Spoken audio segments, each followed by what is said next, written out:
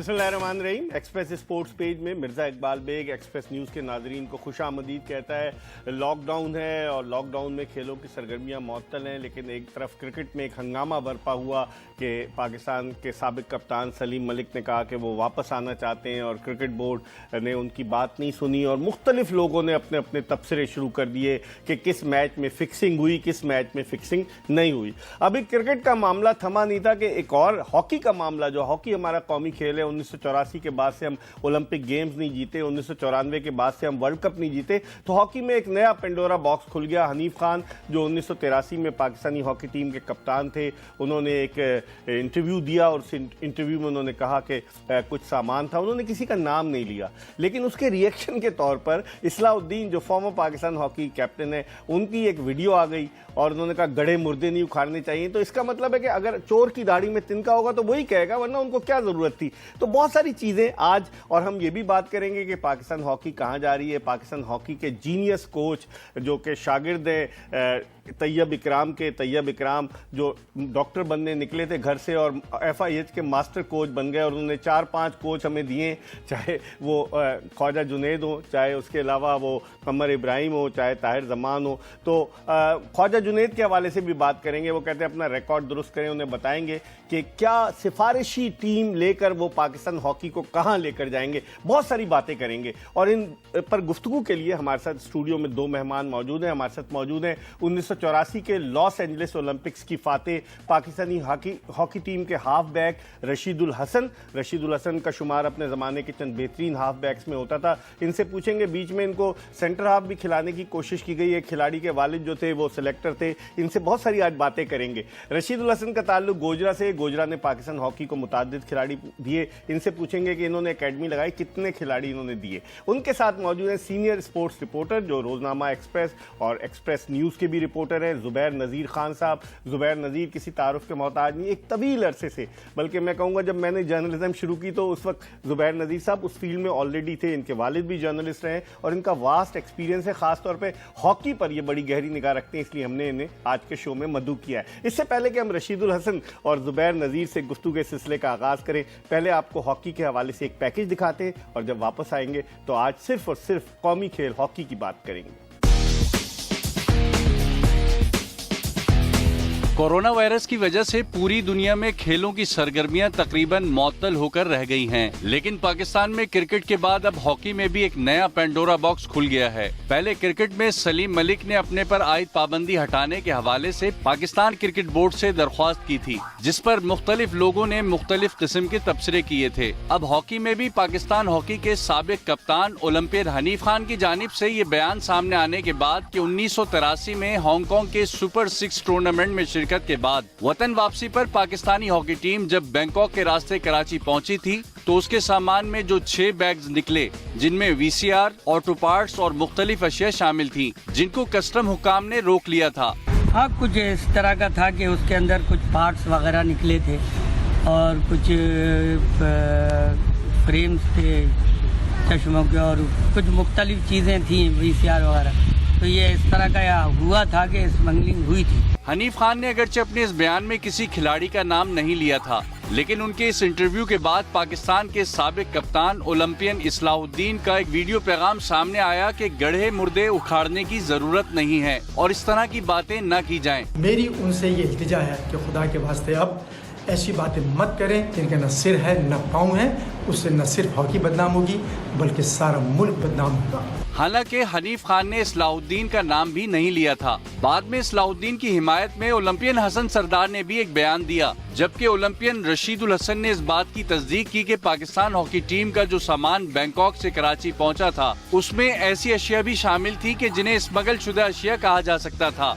एक तरफ पाकिस्तान हॉकी के ओलंपियंस एक दूसरे के खिलाफ बयानबाजी में मसरूफ हैं, तो दूसरी तरफ पाकिस्तान हॉकी टीम के हेड कोच ख्वाजा जुनैद, जिन्होंने हमारे गुज़िश्ता प्रोग्राम में बड़े बुलंदो बांग दावे किए कि उनकी कोचिंग में पाकिस्तान हॉकी ने बहुत कुछ बेहतर किया है, ज्यादा दूर की बात नहीं है। अब से 3 बरस कबल 2017 में इंग्लैंड में खेली गई वर्ल्ड हॉकी लीग में जब ख्वाजा जुनैद पाकिस्तानी टीम के हेड कोच थे तो पाकिस्तान को 2 मरतबा रिवायती हरीफ भारत के हाथों शिकस्त से 2-4 होना पड़ा था। एक मरतबा 1 के मुकाबले में 7 गोल से और दूसरी मर्तबा 1 के मुकाबले में 6 गोल से। जबकि इसी टूर्नामेंट में कनाडा की कमजोर टीम ने पाकिस्तान को 0 के मुकाबले में 6 गोल से हराया था। पाकिस्तान हॉकी की तारीख में पाकिस्तानी टीम की कारकर्दगी कभी भी इतनी बदतरीन नहीं रही, लेकिन इसके बावजूद ख्वाजा जुनैद हेड कोच के ओहदे पर फाइज हैं। पाकिस्तान हॉकी टीम के कोचिंग स्टाफ पर हॉकी हलकों की जानिब से जबरदस्त तनकीद की जा रही है कि हेड कोच ख्वाजा जुनैद के अलावा समीर हुसैन, दानिश कलीम और राना जहीर जैसे लोग इस टीम के साथ वाबस्ता हैं। आखिर पाकिस्तान हॉकी में अकरबा परवरी और सिफारशी लोगों को नवाजने का सिलसिला कब खत्म होगा? इस सवाल के जवाब के सब मुंतजिर हैं। जी, पैकेज आपने मुलाहिजा किया। हॉकी के हवाले से बात करेंगे। रशीदुल हसन साहब पहली मरतबा हमारे शो में तशरीफ लाएं। इनसे पहले भी एक आध दफ़ा आ चुके हैं, लेकिन चूंकि अब पूरा प्रोग्राम करने आए तो हम इनसे बात करेंगे। रशीदुल हसन साहब और फिर जुबैर नज़ीर भी हमारे साथ मौजूद हैं। रशीदुल हसन साहब, आप उस पाकिस्तानी हॉकी टीम के मेंबर थे जिसने 84 में लॉस एंजलिस ओलंपिक्स जीता, और 83 में भी आप उस टीम के साथ गए थे हांगकांग में सुपर सिक्सेस टूर्नामेंट खेलने वाया बैंकॉक, जो वापस आई थी। नहीं, मैं मिर्ज़ा इकबाल बेग उस टीम में नहीं था।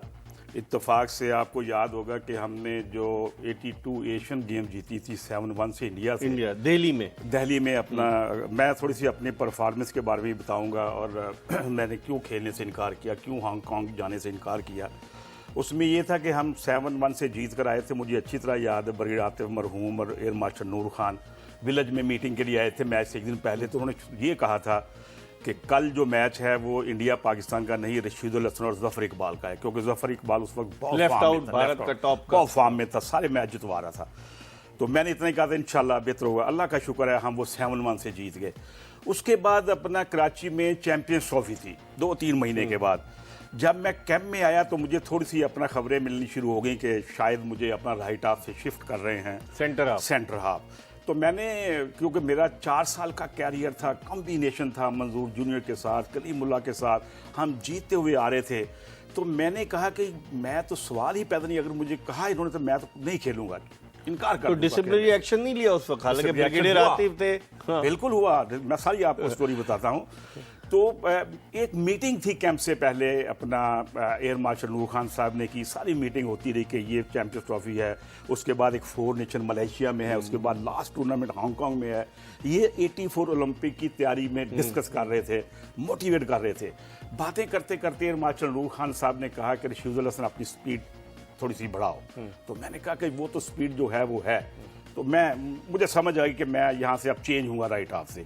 तो जब मैंने कैंप स्टार्ट किया तो मुझे इतला मेरी जी अपना ब्रिगेडियर आतिफ साहब और सारी मैनेजमेंट चाहती है कि आप सेंटर हाफ खेलें। उस वक्त महमूदुल हसन सेलेक्टर थे, महमूद के वालिद। बिल्कुल चीफ सेलेक्टर थे। उनकी बात ना ही करे तो वो बेहतर है। मैं आपको स्टोरी बताता हूँ कि मैंने इनकार कर दिया। हालांकि 80 का ओलंपिक हम मिस कर चुके थे अमेरिकन ब्लॉक होने की वजह से। तो मेरे लिए ये एक ही ओलंपिक था। किसी भी प्लेयर की अपना डिजाइन होती है कि वो ओलंपिक खेले और गोल्ड मेडल जीते। हमारी टीम अच्छी थी। चले, मुख्तसरन आप नहीं गए? नहीं, मैं नहीं गया। उसके बाद एक और टूर्नामेंट हुआ। फिर मुझे कुछ प्लेयर्स ने कहा ठीक है आप आओ, आप राइट हाफ खेले अगले कैंप में, जो मलेशिया और हांगकांग का था। तो 83 में आप नहीं गए, लेकिन फिर आपको पता कैसे चला कि ये टीम जो आई, और खबरें आई थी बड़ी? जी बिल्कुल, मैं आपको बताता हूँ। फिर मैं जुबैर नज़ीर की बात, जाहिर है मैं कराची में था, मैं पाकिस्तान, मुझे इतना इत्मीनान। और आप कस्टम में भी थे उस वक्त? जी, मैं बिल्कुल कस्टम में था। तो जब ये हांगकांग से वापस आए हैं तो मैं तो अपना घर पे था, लेकिन नजर तो होती है ना पाकिस्तान। जब मुझे पता था कि मैंने ओलंपिक खेलना है 84, और इतना मुझे कॉन्फिडेंस था, मैं इसलिए इनकार कर रहा था लगातार। तो रात को अपना टीवी देखा और शोर हंगामा हो गया, क्योंकि उस वक्त मोबाइल तो थे नहीं। तो अपने कुलीग से ही पता चली पाकिस्तान की हॉकी टीम को रोक लिया गया, बड़ा स्मगलिंग का सामान आया होगा, काउंटरबैंड आइटम है, और ये पकड़े गए हैं। VCR थे उसमें, ऑटो पार्ट्स थे, मर्सिडीज के ऑटो पार्ट्स से, अपना चश्मों, काउंटरबैंड आइटम थी सारी, अपना बैन आइटम थी। तो वो एक बहुत बड़ा स्कैंडल बना, वो बड़ी परेशानी थी। तो वो यकीन करें, क्योंकि उस वक्त हॉकी का बड़ा नाम था, हर रोज तबसरे आते थे अपना अखबारात में, सारे जो अपना हम ओलंपियन थे परेशान, बदनामी बहुत हुई। ठीक है। तो उसमें अपना जो है, जब ये बातें हो रही थी तो फिर उसमें जनरल ज़िया साहब ने, ब्रिगेडियर आतिफ ने और एयर मार्शल नूर खान समझदार लोग थे, उन्होंने कहा कि नहीं, पाकिस्तान टीम ने ओलंपिक खेलने के लिए इसलिए मामले को दबाया गया, मामले को अपना इसको रोका जाए। इसमें जुबैर नज़ीर साहब, मैं ब्रेक पे जाऊं, आप एक जुमले में पहले बताएं, आप समझते हैं कि कितनी बदनामी हुई और इतने अरसे के बाद आना? और फिर इस्लाह भाई का, इस्लाउद्दीन से मैंने कांटेक्ट किया था कि आप आ जाएं लाइन पे, कहते नहीं बाद में। इस्लाह भाई का खुद वीडियो आना, इसका मतलब है कि आप इस बात को तस्लीम कर रहे हैं कि गड़े मुर्दे नहीं उखाड़ने चाहिए? आप बताएं, फिर मैं ब्रेक पे जाऊंगा। बिस्मिल्लाहिर्रहमानिर्रहीम।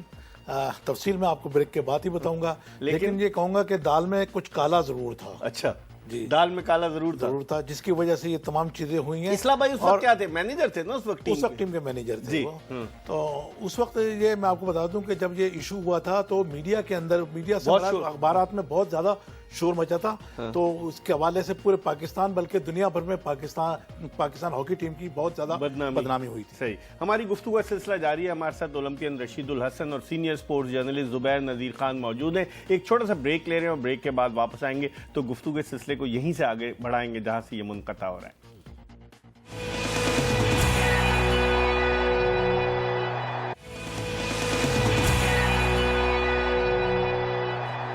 Welcome back after the break. आप देख रहे हैं एक्सप्रेस स्पोर्ट्स पेज। मेरे साथ मौजूद है 1984 के लॉस एंजलिस ओलंपिक्स की फातेह पाकिस्तानी हॉकी टीम के राइट हाफ रशीदुल हसन और senior sports journalist Zubair Nazir Khan साहब। रशीद साहब, वक्त मेरे पास कम है, मैं डिटेल ज़्यादा नहीं लूँगा, लेकिन मुख्तसरन बताएं कि फिर उसके बाद आपने एक आपका इंटरव्यू भी आया कि आपने कहा कि जनरल ज़िया-उल हक 84 के लॉस एंजलिस ओलंपिक्स में जाने से कबल जब टीम गई उनके पास तो उन्होंने कहा कि अगर आप लोग जीत कर नहीं आए तो आपकी फाइलें खुल जाएंगी। तो ये इस बात की तस्दीक करती है कि 83 में कुछ हुआ था जब भी वो कह रहे थे? जी बिल्कुल। जनरल ज़िया-उल हक जितना हॉकी वालों से प्यार करते थे वो सबको पता है, बहुत अच्छे तरीके से पेश आते थे।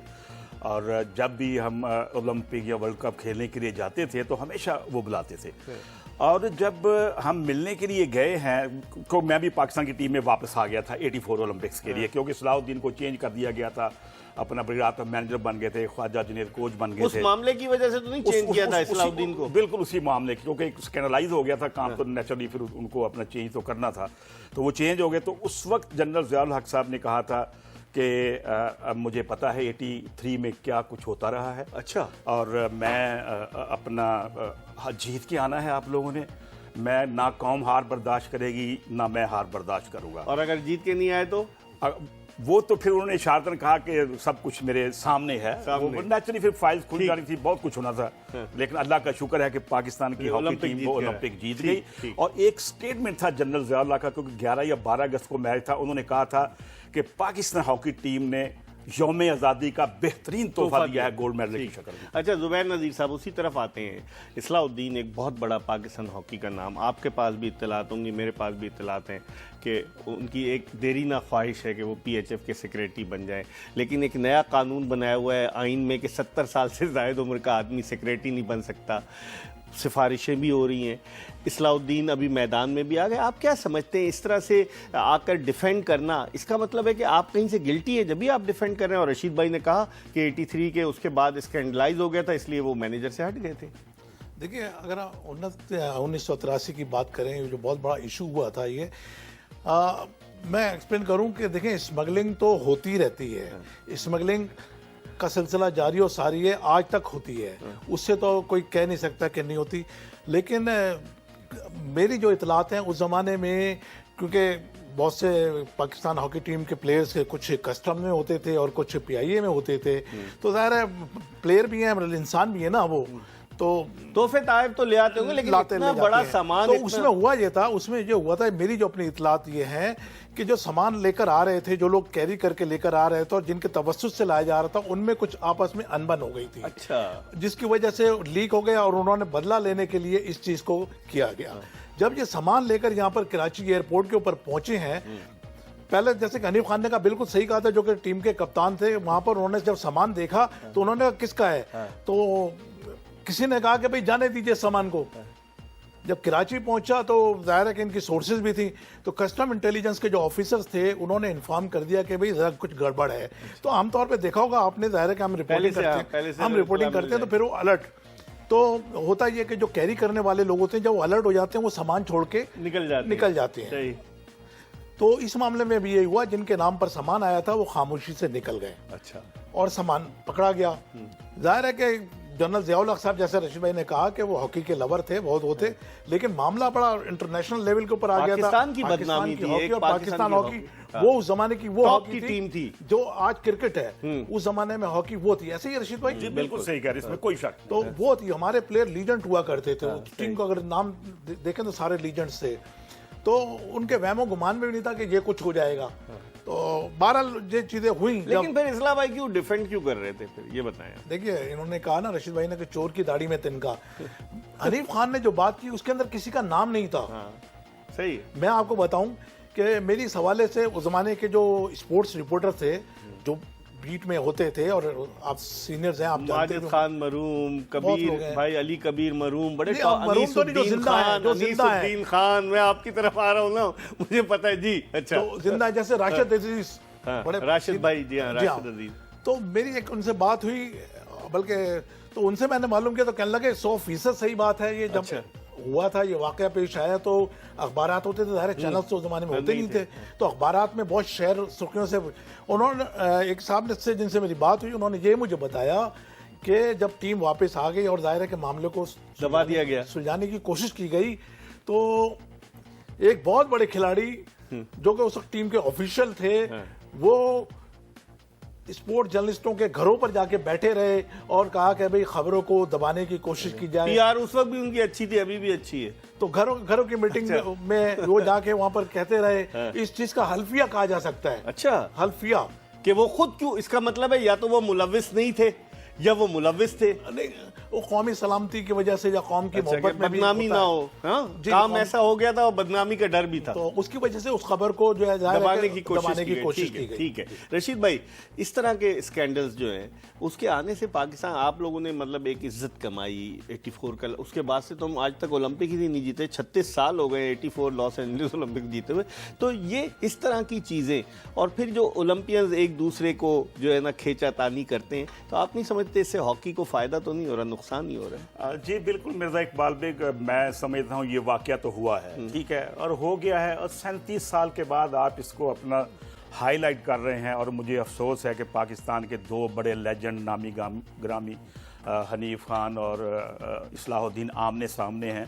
ठीक है, हनीफ खान इशारतन बात की थी, अब क्योंकि इस्लाह साहब उसमें बोले हैं तो फिर ये दोनों पार्टी बन गई हैं। लेकिन तो मैं तो बार नाम नहीं लिया था ना इनका। मैं वही कह रहा हूँ ना कि हनीफ खान ने किसी का नाम नहीं लिया, लेकिन इस्लाहुद्दीन साहब के स्टेटमेंट जब आए हैं तो उसके बाद दोनों पार्टीज बन गई हैं। तो मैं तो पहले भी कहा है कि इनको इस मामले को ख़त्म करना चाहिए। जो आपने बात की है अपना जो हॉकी वालों के ऊपर क्या असर पड़ेगा, आप यकीन करें, जब बच्चा यंगस्टर होता है हॉकी खेलता, जब मैंने भी हॉकी स्टार्ट की थी तो मेरे सामने जो नाम थे, शहनाज शेख, रशीद जूनियर, इस्लाहुद्दीन, या जितने भी बड़े बड़े नाम थे, अभी यंगस्टर पे असर नहीं पड़ेगा। मैं उसी तरफ आ रहा हूं, तो वो क्या सोचेंगे? वो सोचेंगे हमारे ऑफिशियल स्मगलिंग में मुलव्विस एक होते थे। तो पाकिस्तान की हॉकी जो है इतनी नीचे है, और दूसरा इसका 37 साल जो कामयाबी के हमारे दौर होता था, उसमें एक स्कैंडल आके सामने खड़ा कर दिया गया। मुझे नहीं पता कि ये दोनों किन दुश्मन कुव्वतों के साथ के इनके पीछे कोई खेल रहा है या क्या वजह है, मेरी समझ से बाहर है। जुबैर नजीर साहब, आप क्या कहेंगे? मैं रशीद भाई एक चीज एक्सप्लेन कर दूं कि आपने कहा इतना 83 का दायरा वाकया था और आज इसको वो 37 साल हो गए इत्तेफाकन, यानी बाकायदा किसी मनसूबाबंदी के तहत ये नहीं हुआ ये कि वो कि एक हम सीनियर साफी हैं स्पोर्ट्स के, हनीफ खान उनसे बैठे बात कर रहे थे, तस्करा हुआ, पुरानी बातों का तस्करा हुआ, तो ये हॉकी का इशू भी सामने आ गया। तो इसको जाहिर है कि खबर की शक्ल दे दी गई, तो बाकायदा कोई मनसूबाबंदी करके कुछ नहीं किया गया। लेकिन ये इस तरह की चीजें आएंगी तो सहाफी के लिए तो बड़ी दिलचस्पी का बायस होंगी ना। अगर आप रशीदुल हसन कुछ बताते हैं या कुछ, अभी जिस तरह इन्होंने बताया जियाउल हक साहब के हवाले से कि किस तरह से वो करते थे। एक और चीज जुबैर नजीर साहब, मैं इससे पहले ब्रेक पर जाऊं, आप क्या समझते हैं इससे पाकिस्तान हॉकी का, क्योंकि ये तो एक किस्म का वो हो गया ना कि नुकसान हुआ इससे पाकिस्तान हॉकी को, नहीं ये गड़े मुर्दे उखाड़ने से क्या फायदा हुआ? देखिए, बहुत बदकिस्मती की बात है, जाहिर है कि हमारी तो बड़ी ऑब्जर्वेशन रही है प्रीवियस में। मैंने जैसे कहा कि पाकिस्तान हॉकी एक बहुत बूम पे थी, बड़ा ज़माना था, दौर था, बड़े बड़े लीजेंड्स मौजूद थे हमारे पास। अब इस वक्त हॉकी बदकिस्मती से वेंटिलेटर के ऊपर मौजूद है, ठीक है ना। अब वेंटिलेटर पे मौजूद है तो उसको आप मजीद उसके आगे से मास्क हटा के उसको मौत के मुंह में डालने की कोशिश कर रहे हैं। इस तरह के वाकयात जो है बड़ा अलमिया, जैसे उन्होंने कहा कि हमारे ये दोनों लीजेंड्स हैं, इन्हें इस तरह की कंट्रोवर्सीज में नहीं पड़ना चाहिए। बच्चों पे आने वाले जो बच्चे खेलना चाहते हैं वो भी नहीं खेलेंगे। ठीक है, जुबैर नजीर कहते हैं कि वेंटिलेटर्स पर हॉकी, और जो डॉक्टर्स हैं जो टीम को तरक्की की राहों की तरफ गामजन करने की कोशिश कर रहे हैं, जिनमें ख्वाजा और जुनैद जो मास्टर कोच हैं, और उनके साथ समीर हुसैन जो चंद मिनट ओलंपिक्स खेले, इस्लाहुद्दीन सलाउद्दीन के तवस्सुत से, मेहरबानी से 2000 का सिडनी ओलंपिक। फिर दानिश कलीम है, दानिश कलीम जो है वो अगरचे उनका ताल्लुक रशीदुल हसन के इलाके गोजरा से है, लेकिन दानिश कलीम कभी फेडरेशन के खिलाफ बोलते हैं और फिर ओहदा लेकर खामोश हो जाते हैं। राना ज़हीर हैं कि जो सारे कॉन्ट्रैक्ट, चाहे खिलाड़ियों की किटों का कॉन्ट्रैक्ट हो, चाहे कैटरिंग का कॉन्ट्रैक्ट हो, हर कॉन्ट्रैक्ट उन्होंने लिया हुआ, डॉन बने हुए। इन तमाम लोगों पर भी बात करेंगे एक छोटे से ब्रेक के बाद, कहीं जाएगा नहीं। Stay tune to Express news.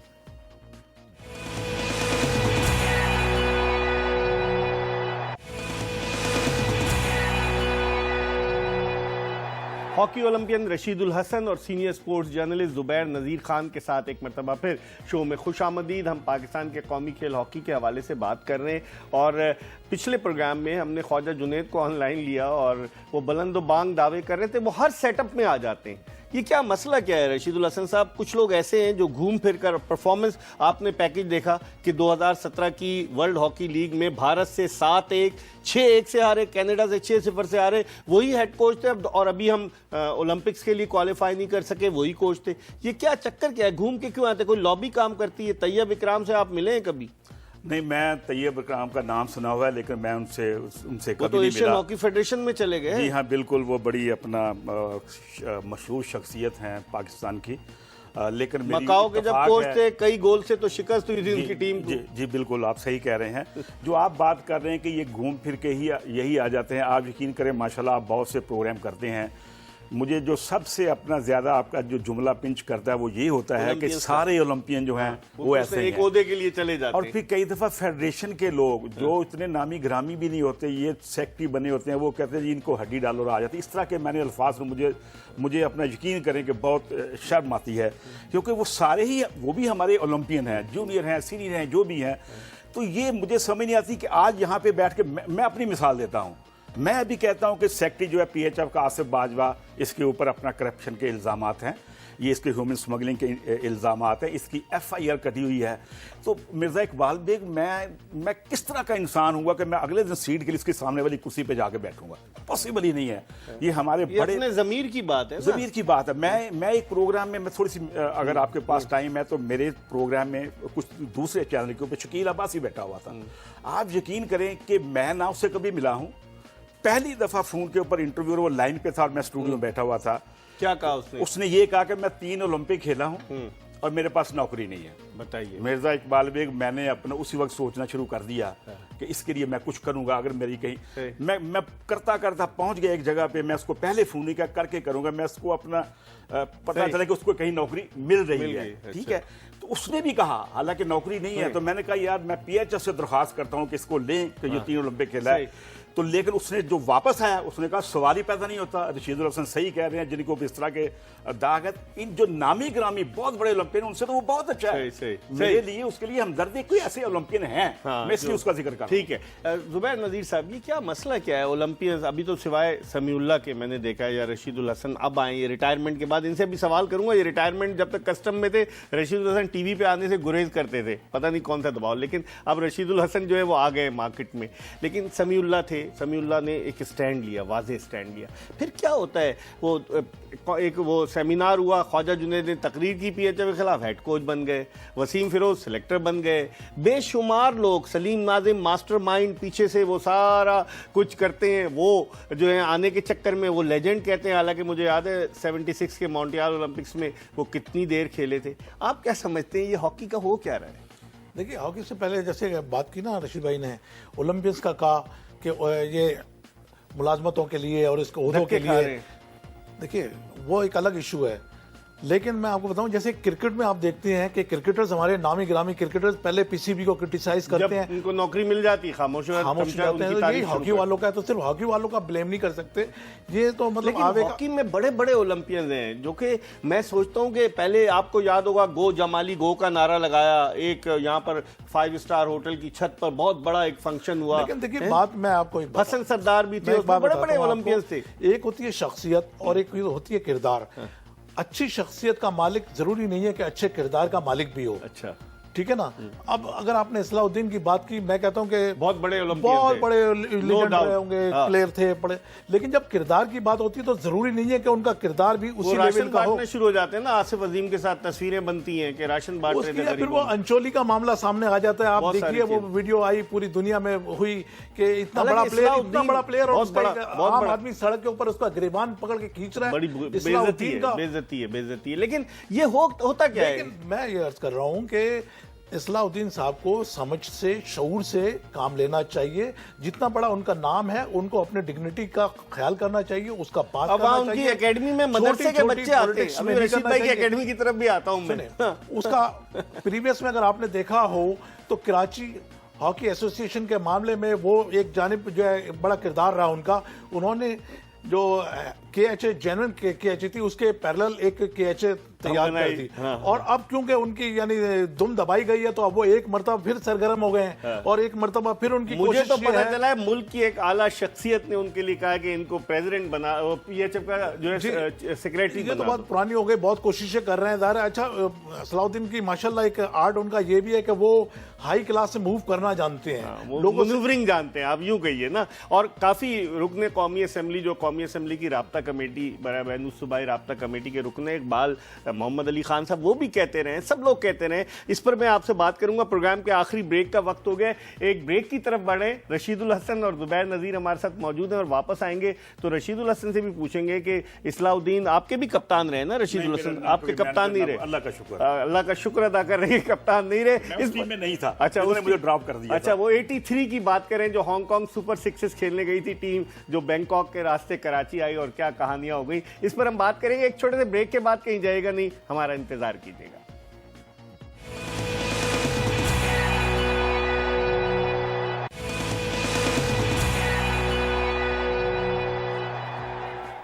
उन्नीस 1984 के लॉस एंजलिस ओलंपिक्स की फातेह पाकिस्तानी हॉकी टीम के हाफ बैक रशीदुल हसन और senior sports journalist Zubair Nazir Khan के साथ एक मरतबा फिर शो में खुश आमदीद। रशीदुल हसन साहब, ये क्या मसला क्या है कि इनकॉम्पिटेंट लोग कोचिंग पे लग गए हैं? ख्वाजा जुनैद जिनके क्रेडिट पे कोई बड़ी विक्ट्री नहीं है, अभी आपने पैकेज में देखा कि 2017 में किस तरीके से टीम हारी, वो हेड कोच बने हुए हैं। क्या वफादारियां तब्दील करने से, जी हुजूरी करने से आपको असाइनमेंट मिल जाते हैं? और उनके साथ जो टीम है उनको भी आप देख लें कि उनमें भी दानिश कलीम ने वफादारी तब्दील की है, आप ही के इलाके गोजरा से उनका ताल्लुक है। क्या कहेंगे इस टीम के हवाले से? जी मिर्जा इकबाल बेग साहब, ये तो कमजोरी है अपना हॉकी फेडरेशन की, मैं कहूँगा। तो ये लोग ब्लैकमेल करते हैं, जो कमजोरी है। जाहिर है, अगर मैं यहाँ बैठ के अपना 2-4 प्रोग्राम करता हूँ तो मुझे भी ऑफर्स आती हैं। ये तो अपने ज़मीर की बात है कि मैं उसको एक्सेप्ट करता हूँ कि नहीं, हर एक का अपना अपना है। सुने, आपको कोई पेशकश हुई थी क्या कभी? आपकी मुलाकात तो हुई थी खालिद सज्जाद खोखर साहब से, मुझे पता है। नहीं, मेरी बात बिल्कुल, मेरी टेलीफोन के ऊपर बात हुई थी। मैं जब उन्होंने आपसे प्रोग्राम मांगा था कि आप प्रोग्राम दें। जी, मुझे अपना ये मैसेज मिला था कि आपने प्रोग्राम सिलेक्टर बनना है तो मुझे बताएं। इस तरह के 2-3 दफा आया था, लेकिन मैंने उससे पहले कहा था कि आप अल्लाह का शुक्र अदा करें, आपको एक मौका मिल रहा है, प्रेसिडेंट आप बन रहे हैं। जब ये बन रहे थे तो मैंने कहा था कि ये 4 बंदे हैं, इनको अपने साथ ना रखना। इस्लाउद्दीन थे उनमें? नहीं, आप ये नाम छोड़ तो बताएं ना। देखना, ये तो फिर वो अच्छा। जब वो बात हुई नहीं है, अच्छा, तो फिर मेरा ख्याल है कि अभी डिस्कस करने की शहबाज सीनियर भी थे उनमें। अच्छा, उसमें अपना देखें, चलो मैं कहता हूं कि 2 साल तक हम ये कहते रहे कि खोखर साहब बहुत अच्छे हैं, शरीफ आदमी, हर कोई यही कहता रहा। शहबाज किस तरीके से आगे, हम यही सोच, शायद उनको पता ना चला हो। लेकिन जब आसिफ बाजवा को दोबारा लेके आए, जब मौका मिला था, किसी अच्छे बंदे को लेके आते, साफ सुथरे जो। और कौन था ऑल्टरनेट, आप मुझे बताएं। आसिफ बाजवा का ऑल्टरनेट बता दें आप मुझे। जिसकी देखें, रशीद जूनियर आए, चीफ सेलेक्टर बने, बड़े उनकी रिस्पेक्ट थी, वो चले गए खामोशी से। और कौन था? मैं सेक्रेटरी की बात कर रहा हूँ। शहबाज ने तो तबाही बर्बादी मचा दी ना पाकिस्तान हॉकी में। और कौन था बाजवा की जगह, आप मुझे बताएं। बहुत सारे हैं। ये अपना मुझे पर्टिकुलर किसी को पार्टी बनाएंगे तो वो मैं तो सवाल ही पैदा नहीं हो। जब मैं खुद कैंडिडेट नहीं हूं तो मैं किसी का नाम क्यों लूं कि इसको होना चाहिए। सुना मंजूरुल हसन भी सेक्रेटरी बनने वाले? नहीं, ऐसी कोई बात नहीं। नदीम साहब के साथ वो माड़ी गैस में जब हुए तो सुनने में आया था कि अशफाक साहब बन रहे हैं सदर, तो मंजूरुल हसन भी है इसमें सदर। नहीं, आपकी मुस्कुराहट नहीं, मैं बताता हूं। आज यकीन करें, आप कभी उनसे अपना जनरल साहब इशफाक नदीम साहब बड़े अच्छे हॉकी के प्लेयर हैं, बात हो तो मंजूरुल हसन ने भी कुछ किसी और का नाम ही रिकमेंड किया था। मैं वो भी नहीं बताना चाहता। जुबैर से पूछूं, जुबैर नज़ीर साहब, आप क्या समझते हैं कि जैसे अब नाम आ रहा है इस्लाउद्दीन साहब का, क्या वो सेक्रेटरी बन जाएंगे, अपनी ख्वाहिश पूरी कर लेंगे? जबकि आइन में ये है कि 70 साल से ज्यादा उम्र का आदमी नहीं बन सकता। नहीं, माशाल्लाह उनका नाम इस्लाउद्दीन है, वो इस्लाह करने में कोई देर नहीं लगाएंगे और हो सकता है कि आइन में तरमीम भी हो जाए। अच्छा, 80 साल भी हो सकती है, वो कोई ऐसी बात नहीं है। लेकिन बात अगर संजीदगी से करें ना, आपने नाम लिया समीउल्लाह खान का। देखिए समीउल्लाह खान एक ऐसे बेहतरीन प्लेयर हैं हॉकी में, अभी तक तो अनकॉन्ट्रोवर्शियल है। बिल्कुल, एक चीज होती है उम्मीद। मैं ये समझता हूं कि हॉकी में अगर उम्मीद है तो समीउल्लाह खान है। मंजूर भाई का आपने नाम लिया, जो कि इनके बड़े भाई हैं, रशीद उनकी भाई भी बड़ी इज्जत है, उनकी भी बड़ी इज्जत है। इस तरह के 2-4 लोग जो सिंसियर लोग हैं, जिन्होंने अपनी जिंदगियां सर्व कर दी हॉकी के लिए और सिंसियरिटी के साथ, बगैर किसी कासा लेसी के, किसी बगैर मफादात के हसूल के लिए। ऐसे लोग हैं पाकिस्तान हॉकी जी, में, इस तरह बिल्कुल किए जा सकते हैं। रशीद जूनियर भी एक ऐसा आदमी है जिसकी बड़ी इज्जत है, ब्रिगेडियर हमीदी के भाई। 4-6 आदमियों का एक ये थिंक टैंक बना के उसको लेकर आए।